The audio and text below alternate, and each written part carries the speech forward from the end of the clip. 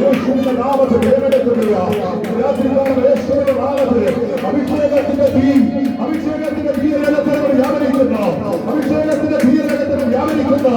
ഓ രോഗാനവ ശാന്തര ശ്രീകാമന ഹന്തര നഗര വൈരധര നഗര ഘടക അപ്പോ രവൽ ഭൗഡേ നഗരേ യേശുവിന്റെ നാമത്തിൽ, യേശുവിന്റെ നാമത്തിൽ മരണത്തിന്റെ അധികാരിയായവൻ മരണത്തിന്റെ വാതിലിനെ തുറന്നുകൊണ്ട് അവൻ ഹല്ലേലൂയ പിടിച്ച വാളുമായി അവൻ കൈ കയറുമായി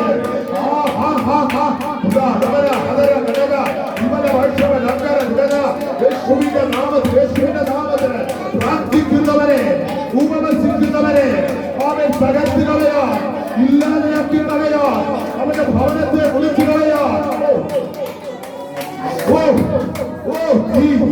യേശുവിന്റെ നാമത്തിൽ അവൻ അവന്റെ തന്ത്രങ്ങൾ ഉപയോഗിച്ചുകൊണ്ട് കടഭാരങ്ങൾ കൊണ്ടുവന്ന് അവൻ തലമുറയുടെ അവൻ ഹല്ലേലൂയ ജീവിത അവസ്ഥകളെ കാണുക, അവൻ ഹല്ലേലൂയ ജീവിതത്തിന്റെ അവസ്ഥകളെ മാറ്റി അവൻ ഭാരപ്പെടുത്തി അവൻ നിന്നെ തകർത്ത് കളയാ, നിന്നെ ഇല്ലാതാക്കി കളയാ, നിന്നെ മുറിച്ചു കളയാ.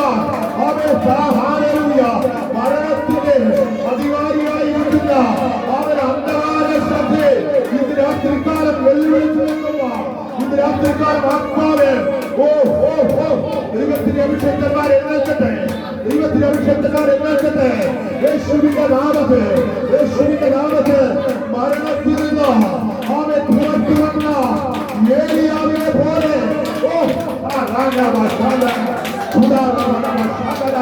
മരണത്തിൽ പുറത്തു വന്ന ഏലിയാവിനെ പോലെ ഇന്ന് രാത്രിക്കാർ എഴുന്നേൽക്കട്ടെ. ഇന്ന് രാത്രിക്കാർ എഴുന്നേൽക്കട്ടെ. ശത്രുവായ മരണത്തിലേക്ക് പള്ളിയുടെ കയ്യിലെ പുറത്തു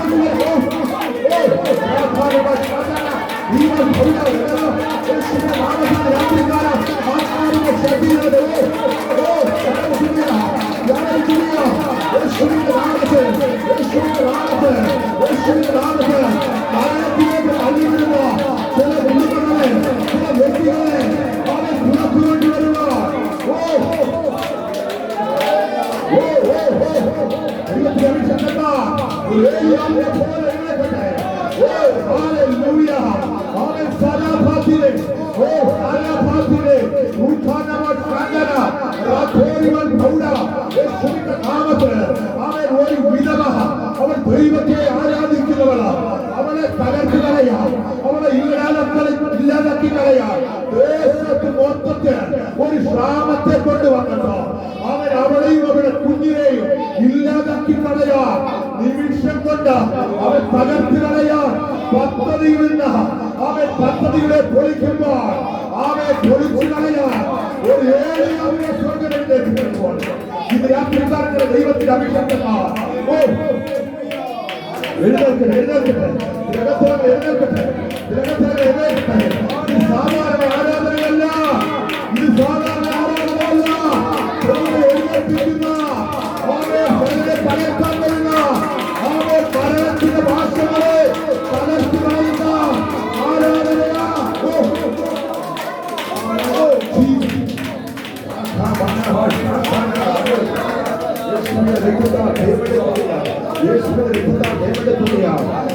ആത്മാവ് വെളിപ്പാട് പറയാൻ പറയുക. Amen hallelujah. മരണത്തിന്റെ വാതിലുകളെ തുറന്നിട്ടുണ്ട്. Amen hallelujah. കുടുംബങ്ങളിലേക്ക് ലക്ഷ്യം വെച്ച് ആമേൻ കുടുംബങ്ങളിലേക്ക് ലക്ഷ്യം വെച്ച് ആമേൻ പ്രാർത്ഥിക്കുന്ന നിന്നെ, ആമേൻ ഉപവസിക്കുന്ന നിന്നെ ആമേൻ തന്ത്രപരമായി ആമേൻ തകർത്ത് കളയാ, തകർത്ത് കളയാ. ഒരിക്കൽ കൂടി പറയാൻ കഴിയുന്നു. ആമേൻ തന്ത്രപരമായി ആമേൻ മാനുഷികമായ ആമേൻ പ്രയാസങ്ങൾ കൊണ്ടുവന്ന ആമേൻ കടഭാരത്തിലൂടായിരിക്കും, അവരുടെ കടമുള്ള ജീവിതത്തിലൂടായിരിക്കും, അവരുടെ ജീവിതത്തിന്റെ പ്രശ്നങ്ങളിൽ കൂടായിരിക്കും. അവൻ ഇരികണിച്ച് ജീവിക്കുക എന്ന് പറഞ്ഞ അവൻ ഹല്ലേലൂയ നിന്നെ തകർത്ത് കളയാ.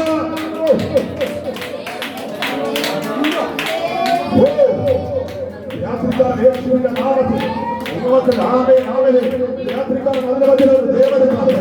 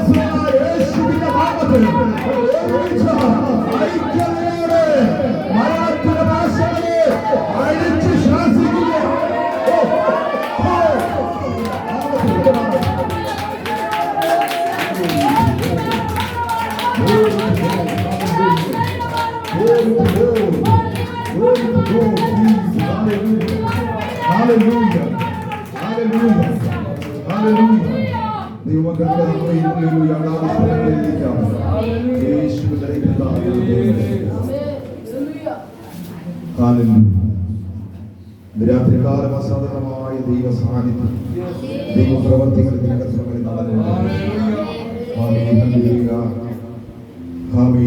എത്ര പേര് അത് അനുഭവിക്കുന്നു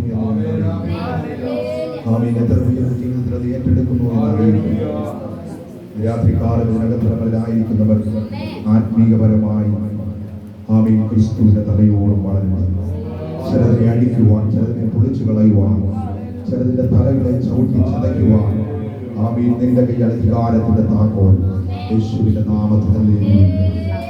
മരണത്തിന്റെയും പാതാളത്തിന്റെയും താക്കോൽ തമ്പുരാൻ നിന്റെ കയ്യിലേക്ക് തരികയാണ്.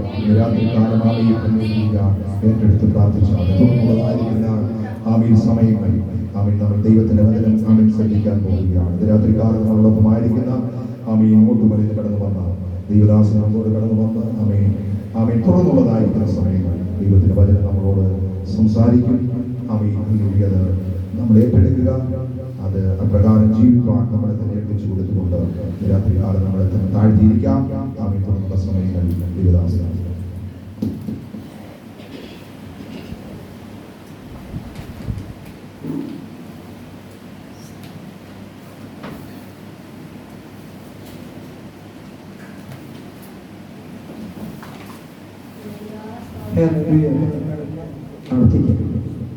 ഞങ്ങളെ അതിവാത്സല്യമായി സ്നേഹിക്കുന്ന നല്ല കർത്താവേ, തിരുനാമത്തിനായി നന്ദിയോട് സ്തോത്രം ചെയ്യുന്നു. കർത്താവിൽ ആഗ്രഹിക്കുകയും പ്രാർത്ഥിക്കുകയും ചെയ്തുകൊണ്ടിരിക്കുന്ന ശുശ്രൂഷയുടെ പ്രാർത്ഥനയുടെ ഒരു സമയം കൂടെ ഞങ്ങൾക്ക് സമയത്ത് ചെലവിടുവാൻ രാത്രി ഞങ്ങളെ സഹായിച്ചവർക്കായി സ്തോത്രം. ഒരുമിച്ച് പാടുവാൻ, പ്രാർത്ഥിപ്പാൻ, ആരാധിക്കുവാനൊക്കെ ഞങ്ങളെ സഹായിച്ചു. കർത്താവെ, കർത്താവ് ഞങ്ങളെ ബലപ്പെടുത്തിയല്ലോ. തുടർന്ന് ആയിരിക്കുന്ന നിമിഷങ്ങളിൽ കർത്താവിന്റെ മറ്റുവല്ലാത്ത വചനം സംസാരിക്കാൻ ഞങ്ങൾ ആഗ്രഹിക്കുന്നു. അവരുടെ സഹായം ഞങ്ങൾക്ക് ആവശ്യമാണ്. കേൾക്കുന്ന വചനം കർത്താവെ ഞങ്ങളുടെ ഹൃദയത്തിൽ പതിഞ്ഞ് അത് 30-100 മിനിറ്റ് തക്കണം കർത്താവ് സഹായിക്കുന്ന വചനങ്ങൾക്കായി സ്തോത്രം. കർത്താവെ, ഒരുമിച്ച് പ്രിയപ്പെട്ട അനുഗ്രഹിച്ച് പ്രാർത്ഥിക്കുന്നു. വചനം പറയേണ്ട നിമിതത്തിൽ പറയും. അടിയനെ സഹായിക്കും, കൃപ കൂടിയിരിക്കും. യേശുവിനെ പ്രവർത്തിക്കുമ്പോൾ ദൈവത്തെ കേട്ട് ഉത്തരമല്ലമാകണമേ. സ്നേഹമാമുതരത്തിൽ എന്നെ നീ ചുമന്നു, കാൽവരിയാം വീട്ടിൽ ജന്മം നൽകി. സ്നേഹമാമുതരത്തിൽ എന്നെ നീ ചുമന്നു, കാൽവരിയാം വീട്ടിൽ ജന്മം നൽകി. ആണികളാൽ കൈകൾ ബന്ധിതനെങ്കിലും മനസ്സാകും കരത്താൽ എന്നെ തഴുകി. ആണികളാൽ കൈകൾ ബന്ധിതനെങ്കിലും മനസ്സാകും കരത്താൽ എന്നെ തഴുകി. അമ്മയെക്കാളും അപ്പനെക്കാളും സ്നേഹിക്കാൻ യോഗ്യൻ യേശു മാത്രം.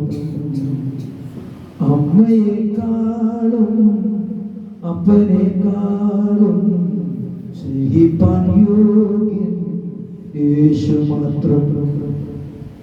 ഉറ്റവർ പോലും അകന്നു പോയപ്പോൾ അകലാതെ നിന്നതു നീ മാത്രമേ. ഉറ്റവർ പോലും അകന്നു പോയപ്പോൾ അകലാതെ നിന്നതു നീ മാത്രമേ. അമ്മയെക്കാളും അപ്പനെക്കാളും സ്നേഹിപ്പാൻ യോഗ്യൻ യേശു മാത്രം. എൻ്റെ യേശു മാത്രം, എൻ്റെ യേശു മാത്രം. സ്തോത്രം. ഞാൻ എഴുതിയ വരികളാണ് 8 ട്യൂണ്. സ്തോത്രം. നിങ്ങൾ അവ 4 വരിയും കൂടി ഇതുകൊണ്ട് അവ സ്തോത്രം പാടുന്നില്ല, സമയം നമുക്ക് ഇത് ലഭിക്കുന്നുണ്ട്. സ്തോത്രം. അവൻ കർത്താവിന്റെ നാമം മഹത്വപ്പെടുമാറാകട്ടെ. സ്തോത്രം. കർത്താവിൽ ആഗ്രഹിക്കുകയും പ്രാർത്ഥിക്കുകയും ആമേ ചെയ്തുകൊണ്ടിരിക്കുന്ന ശുശ്രൂഷയുടെ ആമേ സ്തോത്രം രാത്രി കടന്നവരും കർത്താവിനെ സഹായിച്ചു. ഈ ശുശ്രൂഷ ഇതുവരെ ലീഡ് ചെയ്യുന്ന കർത്താവിന്റെ വിഷയത്തിന്റെ സഹായ പ്രവർത്തന കുടുംബനാഥനും പ്രിയ കർത്തദാസനുമായിരിക്കുന്ന സഹോദരൻ കുടുംബത്തിനും അതുപോലെ തന്നെ സ്തോത്രം വിവിധ ഇടങ്ങളിൽ നിന്ന് ആമേ സ്തോത്രം കടന്നു വന്ന എല്ലാ ഒറ്റവാക്കി അങ്ങനെ പറഞ്ഞ സമയത്തെ ആമേ ഒത്തിരി ഇല്ലാത്തത് കൊണ്ട് അവൻ അങ്ങനെ ഞാൻ ആമേ സ്തോത്രം പറയുകയാണ്. എല്ലാ പ്രിയപ്പെട്ടവർക്കും, നേരത്തെ വന്നവർക്കും അവൻ താമസിച്ചു വന്നവർക്കും എല്ലാവരും കർത്താവായ യേശുക്രിസ്തുവിന്റെ നാമത്തിൽ നമ്മൾ വിശേഷം അവൻ അഭിഷേകത്തിനും അവൻ നമ്മുടെ നടുവിലായിരിക്കുന്ന പ്രിയ പാസ്റ്റർക്കും ഒക്കെ എല്ലാ പ്രിയപ്പെട്ടവർക്കും കർത്താവായ യേശുക്രിസ്തുവിന്റെ നാമത്തിൽ ആമേ സ്തോത്രം സ്നേഹം അറിയിക്കുന്നു. ദൈവം ധാരാളമായി അനുഗ്രഹിക്കട്ടെ. സ്തോത്രം. എനിക്ക് ഏറ്റവും സന്തോഷമുള്ള ഒരു കാര്യം എന്ന് പറഞ്ഞാൽ ആമേ സ്തോത്രം സഹോദരൻ രവീന്ദ്രൻ അവർ ആമേ സ്തോത്രം നമ്മുടെ നടുവിലുള്ളത് വളരെയധികം സന്തോഷിക്കുന്നു. ആമേ സ്തോത്രം. ദൈവം ധാരാളമായി അനുഗ്രഹിക്കും. ഞാൻ എടുത്തു പറയാനുള്ള കാരണം ചില നാളുകൾക്ക് മുമ്പ് സ്തോത്രം പ്രിയ സഹോദരൻ ഞാൻ ഈ പ്രദേശത്ത് തെന്നിക്കുന്നത്ത് മന്ത്രിമുഖിയും ആമേ സ്തോത്രം വന്ന് ശുശ്രൂഷയുള്ള ബന്ധത്തിൽ ഞാനായിരിക്കുന്ന സമയത്ത് ഒരു വീട് ആമേ സ്തോത്രം അച്ഛൻ താമസിക്കുന്ന വീട്ടിൽ ആമേ സ്തോത്രം ഞാൻ പ്രാർത്ഥന നടത്തിക്കൊണ്ടിരിക്കുന്ന സമയത്ത് ഞാൻ അവിടെ വരുന്ന സമയത്ത് വഴിയരികിൽ ഇരുന്ന ഈ പ്രിയ സഹോദരൻ താൻ വളർത്തുന്ന ആടിന് ഭക്ഷിക്കാനായിട്ട് തോല കുടിക്കുന്ന ഒരു സമയത്ത് ഞാൻ കണ്ടുമുട്ടി. അദ്ദേഹത്തെ കണ്ടപ്പോൾ എനിക്ക് വല്ലാത്ത ഒരു സന്തോഷവും സ്നേഹവും ഒരു സഹതാപവും ഒക്കെ തോന്നി. ഞാൻ സ്കൂട്ടറിൽ നിന്ന് ഇറങ്ങി. എനിക്ക് മുൻ പരിചയമൊന്നുമില്ല. ഞാൻ സ്തോത്രം ഇറങ്ങിയിട്ട് അദ്ദേഹത്തിന്റെ വിശേഷങ്ങളൊക്കെ ചോദിച്ചറിഞ്ഞു. എന്തുകൊണ്ട് എങ്ങനെയുണ്ട് എന്നൊക്കെ ചോദിച്ചറിഞ്ഞു. ആമേ സ്തോത്രം താൻ പറഞ്ഞു എനിക്ക് ശാരീരികമായിട്ട് ഒത്തിരി വ്യഥയുണ്ട് എന്നൊക്കെ പറഞ്ഞു. ആമേ സ്തോത്രം. ഞാൻ എൻ്റെ സന്ദർശകനായിട്ട് ഞാൻ പിന്നെ തീരുമാനിച്ചു. അങ്ങനെ അദ്ദേഹത്തോട് വിശേഷം പറഞ്ഞു. പലവട്ടം പിന്നത്തേതിൽ അദ്ദേഹത്തിന്റെ സഹായി താനും ഒക്കെ ഞാൻ പ്രാർത്ഥനയ്ക്കായിട്ട് വന്നുള്ള ആമേ പ്രാർത്ഥനയ്ക്കായി ഇവിടുത്തെ വീട്ടിൽ ആമേ സ്തോത്രം തന്നെ 2 പേരെയും വിളിച്ചു വരുത്തി. അവർക്ക് വേണ്ടി പ്രത്യേകം പ്രാർത്ഥിച്ചു. ഒത്തിരി ദുഃഖങ്ങളും പ്രയാസങ്ങളൊക്കെ എന്നോട് പറഞ്ഞു. ആമേ അവരോടൊപ്പം അവരുടെ വിഷയങ്ങൾക്ക് വേണ്ടി പ്രാർത്ഥിക്കാനൊക്കെ നല്ല അവസരം എനിക്ക് ലഭിച്ചു. എന്നാൽ ആമേ സ്തോത്രം ഞാൻ ഒരു ശുശ്രൂഷയുടെ ഘട്ടത്തിൽ സഭാ ശുശ്രൂഷയുടെ അവസരം ലഭിച്ചപ്പോൾ ഞാൻ മറ്റൊരു സ്ഥലത്തേക്ക് പോയപ്പോൾ ഈ പ്രിയപ്പെട്ടവനെ സ്തോത്രം ഒരു യഥാസ്ഥാനപ്പെടുത്തുവാൻ എനിക്ക് കഴിഞ്ഞില്ല. എങ്കിലും നിങ്ങൾക്ക് എല്ലാവർക്കും അറിയാവുന്ന ബ്രദർ തങ്കച്ചനെ സ്തോത്രം ഏൽപ്പിച്ചിട്ട് ഞാൻ പറഞ്ഞു ഇങ്ങനെ ഒരു കുടുംബമുണ്ട്, പ്രിയപ്പെട്ടവരെ സന്തുവർത്താനം പറഞ്ഞ് അവിടെ കൂടെ കൂട്ടണമെന്നൊക്കെ ഞാൻ പറഞ്ഞിരുന്നു. എന്തായാലും ശരി. പിന്നത്തേതിൽ ഞാൻ കാണുമ്പോൾ ഇവിടുത്തെ ആരാധനയ്ക്ക് വന്ന സഹകരിക്കുന്ന കാണാനിടയെത്തിയിരുന്നു. വളരെ സന്തോഷമുള്ളൊരു കാര്യമാണ്. ഇന്ന് സ്തോത്രം ഒത്തിരി പേര് ദൈവത്തെ അറിയുന്നു എന്ന് പറഞ്ഞാലും സ്തോത്രം അറിയേണ്ടതുപോലെ അറിയാൻ കഴിയുന്നില്ലല്ലോ എന്നുള്ളൊരു പ്രയാസം, ദുഃഖം നമ്മൾ സ്തോത്രം എല്ലാവരും അനുഭവിക്കുന്നത് ഞാൻ വിശ്വസിക്കുന്നു. ഞാൻ ഈ കഴിഞ്ഞ ദിവസം സ്തോത്രം എന്നെ ഒരു അങ്ങനെ പറയാനുള്ള കാരണം കഴിഞ്ഞ ദിവസം ഒരാള് മാലയിട്ടിരിക്കുന്ന സീസണല്ലേ ആമേ സ്തോത്രം മാലയിട്ടിരിക്കുന്ന ആൾ എന്നെ കണ്ടിട്ട് പറഞ്ഞു സ്തോത്രം എന്നോട് പറയുക ഞാൻ പാസ്റ്റർ അദ്ദേഹത്തിന് അറിയത്തില്ല, അദ്ദേഹം തമിഴ്നാട്ടുകാരനാന്ന് പറഞ്ഞാൽ ചിലർ അറിയേണ്ടതാണ്. പക്ഷേ സ്തോത്രം എന്നെ അങ്ങനെ കൊണ്ട് മനസ്സിലായെന്ന് തോന്നുന്നു. അപ്പൊ ഞാൻ പാസ്റ്റർ സ്തോത്രം അദ്ദേഹത്തിന് അത്ര പരിചയമില്ലാത്തതുകൊണ്ടായിരിക്കും. അദ്ദേഹം തമിഴ്നാട്ടുകാരൻ എന്നോട് ചോദിച്ചു സ്വാമി സൗഖ്യമാണ്. ആമേ സ്തോത്രം സൗഖ്യം. ആമേ സ്വാമിക്ക് സൗഖ്യമാണോ? അദ്ദേഹം മാലയ്ക്ക് ഇട്ടിട്ടുണ്ട്. ആമേ സ്തോത്രം മലയിൽ പോകാനായിട്ട് മാലയ്ക്ക് ഇട്ടിട്ടുണ്ട്. ആമേ സ്തോത്രം അവൻ സൗഖ്യം തന്നെ. അപ്പൊ ഞാൻ മലയ്ക്കൊക്കെ പോകുന്ന വിഷയമൊക്കെ ചോദിക്കട്ടെ. അപ്പോൾ ഞാൻ അടുത്ത ദിവസം പോകും. ഓക്കെ, ഞാൻ ചോദിച്ചിട്ട് പോകുന്നേ അദ്ദേഹം പറഞ്ഞത് എങ്ങനെയാണ് സ്തോത്രം എൻ്റെ കുഞ്ഞുങ്ങൾക്ക് സൗഖ്യം കിട്ടാൻ വേണ്ടി ആമേ സ്തോത്രം നല്ല കാര്യമാണ്. ഭാര്യയ്ക്ക് സൗഖ്യം കിട്ടാൻ വേണ്ടി പിന്നെ ആമേ സ്തോത്രം എനിക്ക് വീടിന്റെ പണിയൊക്കെ നടക്കുന്നു, അതൊക്കെ നടക്കണം. നമ്മൾ ഒത്തിരി ആവശ്യങ്ങൾക്ക് പ്രാർത്ഥിക്കാനായിട്ട് അങ്ങ് പോവുക. സ്തോത്രം ദൈവം അല്ലെങ്കിൽ ആമേ സ്തോത്രം കൊള്ളാമല്ലോ. അപ്പൊ ഞാൻ ചോദിച്ചു നിങ്ങൾ ആമേ സ്തോത്രം അതിനാണോ പോകുന്നത് എടുത്ത് ഞാൻ ചോദിച്ചു. അതാണ് അതിന്റെ ആവശ്യം. തന്നെ അറിയാവുന്ന കാര്യം പറഞ്ഞാൽ അത് തന്നെ അതിനല്ല ഞാൻ പറഞ്ഞു അതിനല്ല പോകേണ്ടത്. സ്തോത്രം. മോശം കിട്ടാനാണ് പോകുന്നത്.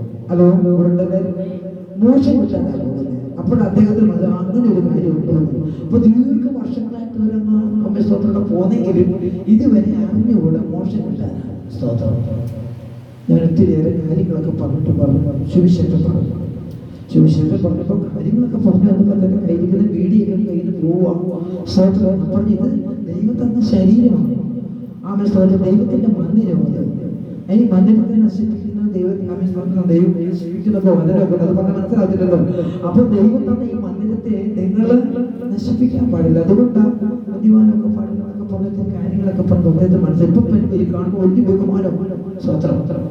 അദ്ദേഹത്തിന് കാര്യം പിടി കിട്ടിയത് ഇപ്പോഴാണ്. അതുകൊണ്ട് ഇന്നും വിശ്വാസികളുടെ ഇടയിൽ പലപ്പോഴും നാം ആരാണെന്നുള്ള അറിവ് പലപ്പോഴും ഇല്ല. സ്തോത്രം. ഞാൻ അതിലേക്ക് വന്നിട്ട് കാര്യം പറഞ്ഞിട്ട് വേഗത്തിൽ സമയം നമുക്ക് ലഭ്യമല്ലാത്തതുകൊണ്ട് സ്തോത്രം നമുക്ക് വേഗത്തിലേക്ക് കിടക്കാമല്ലോ. വചനം വായിക്കാനായിട്ട് തൊണ്ണൂറ്റിമൂന്നാം സംഘത്തിന് 1-2 വാക്യം വായിക്കാമോ? സ്തോത്രം. 93 സംഘത്തിന് 1 വാക്യം. യഹോവ വാഴുന്നു, അവൻ മഹിമ ധരിച്ചിരിക്കുന്നു. യഹോവ ബലം ധരിച്ച് അരക്കി കെട്ടിയിരിക്കുന്നു. യഹോവ വാഴുന്നു.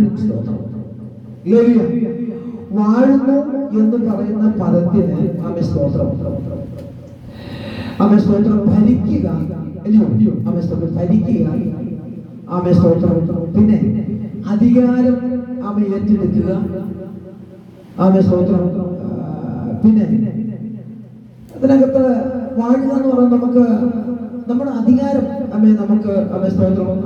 അധികാരമുള്ളവന് വാഴാൻ വ്യക്തിക്ക് ഒന്നിനോടുള്ള ബന്ധത്തിൽ എന്തുണ്ട്? അധികാരമുണ്ട്. സ്തോത്രം.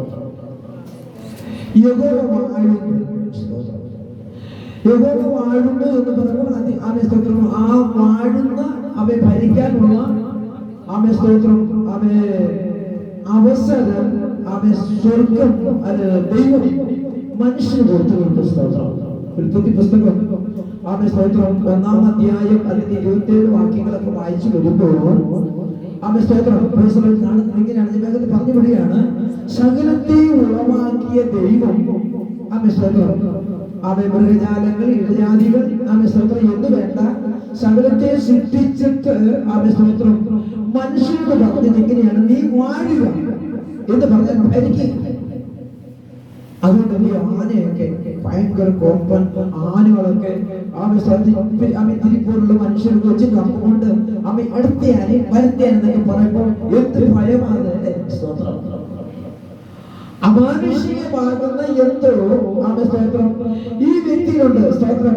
ഒന്നുമില്ലാത്ത സ്തോത്രം ഈ പറഞ്ഞ ഈ ശരീരം കൊണ്ട് നിൽക്കുന്ന ഞാനാണെങ്കിൽ പോലും സ്തോത്രം അധികാരത്തോടു കൂടി സ്തോത്രം ഈ പറഞ്ഞ സ്തോത്രം ഭീകരമായിട്ടുള്ള ജീവിതം എടുക്കലാണെങ്കിൽ പോലും സൂക്ഷിച്ചുകൊണ്ട് അതിന് നമുക്ക് ഭരിക്കാം. സ്തോത്രം അതിന് നിയന്ത്രിക്കാൻ പറ്റും. സ്തോത്രം. അപ്പോ എന്താ കാര്യം? സ്തോത്രം അങ്ങനെ ഒരു അധികാരം ദൈവം ആടിയിട്ടുണ്ട്.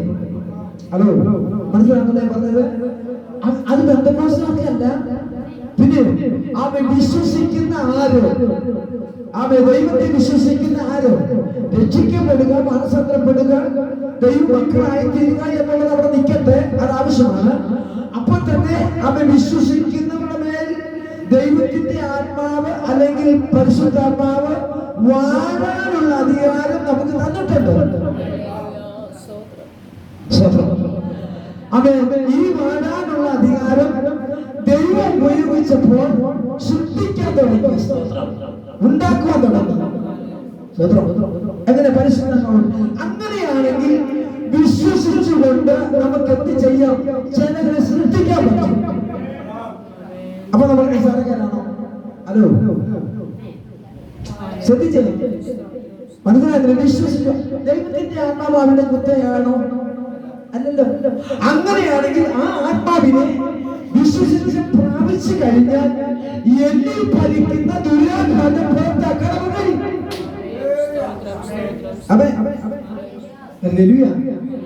എന്റെ കുടുംബത്തെ ഭരിക്കുന്ന, എന്റെ സഭയെ വിളിക്കുന്ന, എന്റെ സഹോദരനെ ഇല്ലാതാക്കുന്ന ദുരാത്മാവിനെ ആത്മാവിനെ വിശ്വസിച്ച് സ്വീകരിച്ചു കഴിഞ്ഞാൽ നിനക്ക് അതിനെ പുറത്താക്കാൻ അധികാരം ദൈവം തന്നിട്ടുണ്ട്. എന്റെ ബുദ്ധിമുട്ട് മാത്രം വകയാണോ? അല്ല. അതേ പൗലോസ് വിശ്വസിക്കുന്നവരെ വ്യാപരിക്കുന്ന ശക്തിയുടെ അളവറ്റ വലിപ്പം അവസ്ഥകൾ എന്താണെന്ന് നിങ്ങൾ തിരിച്ചറിയണം. മനസ്സിലാകുന്നുണ്ടോ?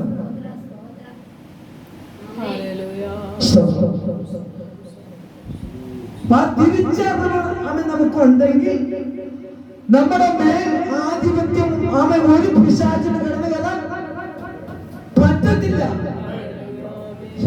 എത്ര പേർ വിശ്വസിക്കുന്നു? എത്ര പേർ മനസ്സിലാക്കുന്നു? ഒരു വാക്യം ഉദ്ധരിച്ചിട്ടുണ്ട്, ഇവിടെ വായിക്കാമല്ലോ. യോഹന്നാന്റെ ലേഖനം, 1-ാം ലേഖനം 3-ാം അധ്യായം, അതിന്റെ സ്തോത്രം 3-ാം അധ്യായത്തിന്റെ 9-10 വാക്യങ്ങൾ വായിക്കും. ദൈവത്തിൽ നിന്ന് ജനിച്ചവനാരും പാപം ചെയ്യുന്നില്ല, അവന്റെ വിത്ത് അവനിൽ വസിക്കുന്നു. അല്ലെ? അവന്റെ വിത്ത് അവനിൽ വസിക്കുന്നു. എന്നിട്ട് ദൈവത്തിൽ നിന്ന് ജനിച്ചതിനാൽ അവൻ പാപം ചെയ്യുവാൻ കഴിയത്തില്ല. ശ്രദ്ധിക്കണേ, ദൈവാത്മാവുമായി ഒരു ബന്ധം സ്ഥാപിക്കുവാൻ ഒറ്റ കാര്യമേ ഉള്ളൂ. എന്താ? അവൻ ദൈവത്തിന് ഇഷ്ടമില്ലാത്ത കാര്യം പറയും. ദൈവത്തിന് ഇഷ്ടം. എത്ര ലളിതമായിട്ടാണ് നമുക്ക് രക്ഷ പ്രാപിക്കാൻ ഇവിടെ ഇരുന്ന് പ്രാപിക്കുന്നത്. നമ്മുടെ വഴിയാത്രയിലാണെങ്കിൽ ഈ വചനം നമ്മുടെ ഉള്ളിലുണ്ടെങ്കിൽ അവിടെ ഇരുന്ന് രക്ഷ പ്രാപിക്കാം. ഓക്കെ, മനസ്സിലാകുന്നുണ്ടോ? സ്തോത്രം. ശ്രദ്ധിച്ചേ, ഇവിടെ പറഞ്ഞിരിക്കുകയാണ്, ദൈവത്തിന്റെ ആത്മാവ് ഇരിക്കുവാൻ കഴിയാതെ ഈ ഹൃദയത്തിനകത്ത് സ്നേഹത്തിന് പകരം പക വന്നാൽ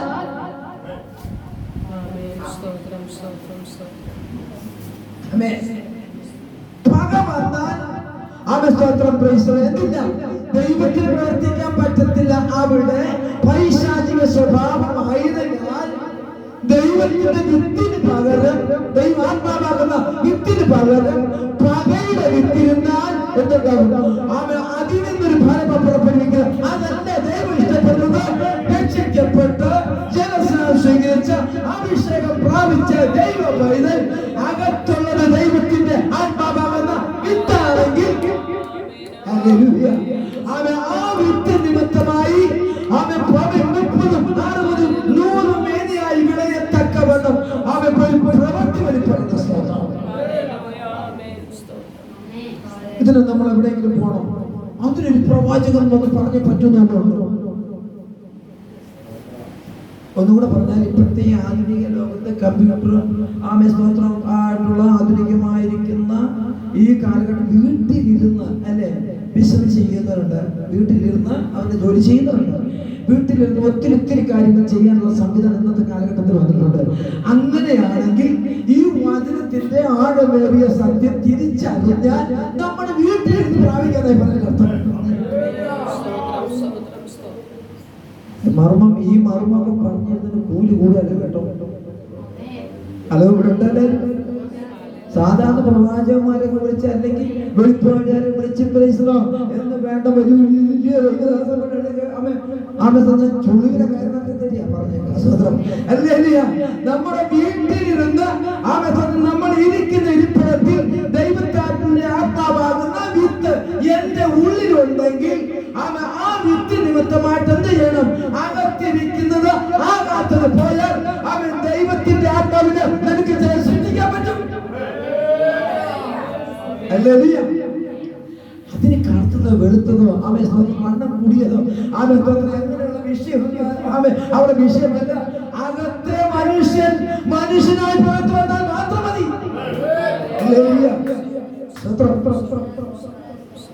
ഇനി അത് നമുക്ക് പ്രാപിക്കാൻ കർത്താവ് ചെയ്ത ഉപകാരം കൂടെ വായിച്ച് ഞാൻ നിർത്തേ.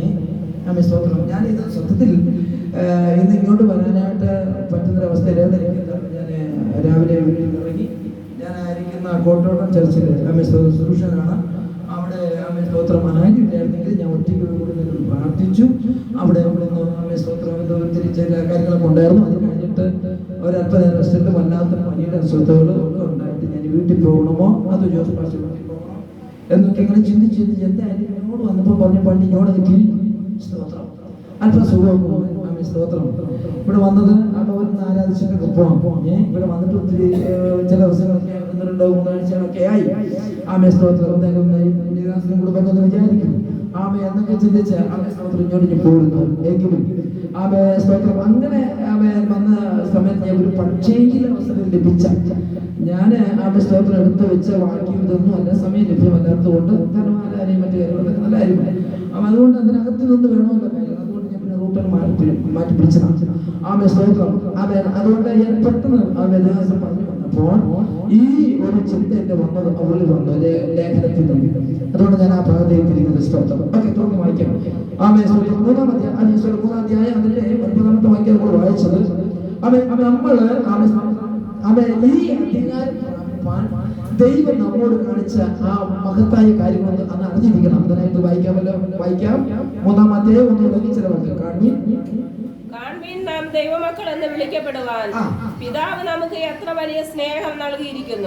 ആ വാക്യം വാസ്തവത്തിൽ ഒരു വിശകലനം ചെയ്യണം കേട്ടോ. അവിടെയാണ് അതിന്റെ പ്രശസ്തി. നമ്മള് സ്തോത്രം ഇങ്ങനെ വായിക്കുന്നത്, കാൺമീൻ നാം ദൈവമക്കൾ എന്ന് വിളിക്കപ്പെടുവാൻ പിതാവ് നമുക്ക് എത്ര വലിയ സ്നേഹം നൽകിയിരിക്കുന്നു. എന്താ ശ്രദ്ധിക്കണേ.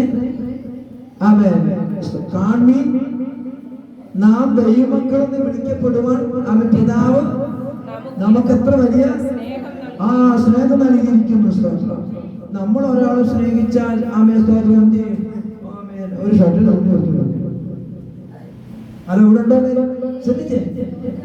അപ്പോഴത്തെ നമുക്ക് ചെയ്യാൻ പറ്റുന്ന ആരാണ് 5 സെന്റ് വെച്ച് കൊടുക്കാൻ പോകുന്നത്? ഇവിടെ നമുക്ക് നിവർത്തിയില്ല. പിന്നെ എങ്ങനെ ഒരു ഷർട്ട് മേടിച്ചു കൊടുക്കും? പെട്ടെന്ന് ഇരിക്കട്ടെ നമ്മൾ 10-500 രൂപ കൊടുക്കും. സ്തോത്രം. പക്ഷെ പിതാവായ ദൈവം സ്നേഹിച്ച് തന്റെ പുത്രനായ ക്രിസ്തുവിനെ തന്നു. ഹലോ, സ്വന്തം മകനെ അങ്ങ് കൊടുത്തു. മാനവരാശി രക്ഷിക്കും. നമ്മൾ രക്ഷപ്പെടാം. നമ്മൾ ദൈവമക്കളാകാം. എന്നിട്ട് നമ്മൾ ദൈവമക്കളാകത്തില്ല.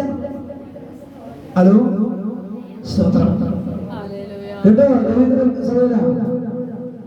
പിതാവായ ദൈവം തന്റെ പുത്രനെ, യേശു എന്ന പുത്രനെ ഭൂമിയിലേക്ക് അയച്ചു. ആ പുത്രനെ വിശ്വസിക്കുന്നതിൽ കൂടെ എനിക്ക് ദൈവമക്കളാകാൻ, ദൈവമകനാകാൻ ദൈവം അധികാരം തന്നു. ഇതുകൊണ്ടൊരു ദൈവ ലോകത്തിലുണ്ടതിന്റെ എല്ലാ ദൈവങ്ങളും ഇന്നൊരു കൊണ്ടുതാ ഇല്ലെങ്കിൽ ഞാൻ നിന്നെ തട്ടുമെന്ന് പറഞ്ഞിട്ടിരിക്കുമ്പോൾ ഈ ദൈവം പറയാ സമയം കഴിഞ്ഞാൽ നിന്നെ ഈ കാലഘട്ടത്തിൽ ദൈവം പറയുക, അവൻ നിന്നെ രക്ഷിക്കുവാൻ എന്റെ മകനെ നിനക്ക് ഞാൻ തന്നിരിക്കുക. അതിന് നീ പൈസ കൊടുക്കേണ്ടത്, ഒരു ചില്ല പൈസ കൊടുക്കേണ്ട. എന്റെ മുദ്രായ ക്രിസ്തുവിനെ പ്രവാചകൻ പറയുക, കണ്ടാലൊരു മാംസപിണ്ഡമെന്ന് തോന്നുവാണ് നിന്നോടുള്ള സ്നേഹ നിമിത്തമായി കാൽവരി തൂക്കി കളഞ്ഞു.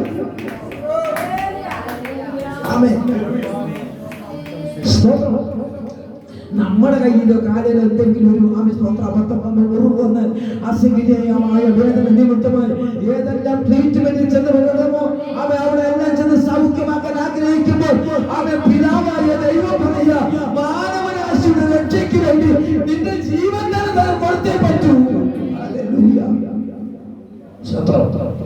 എന്റെ അഭിപ്രായത്തിൽ ഞാൻ നിങ്ങളെക്കാൾ അധികം ചാടും. എന്താ കാര്യം എന്ന് ചോദിച്ച പൗലോസ് പറയുക, അവൻ പ്രകൃതിയാ ജാതിയായിരുന്ന നിന്നെ ക്രിസ്തുവിലേക്ക് അടുപ്പിക്കുക.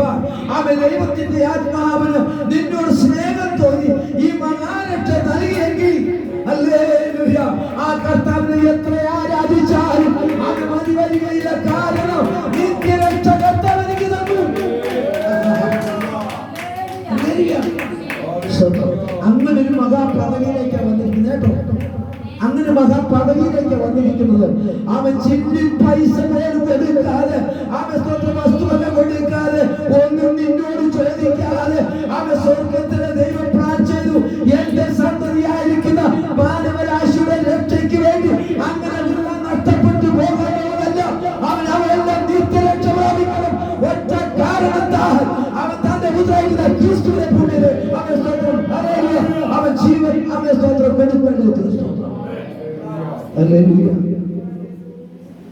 ഞാൻ അതുകൊണ്ടാണ് എഴുതിയത് കേട്ടോ.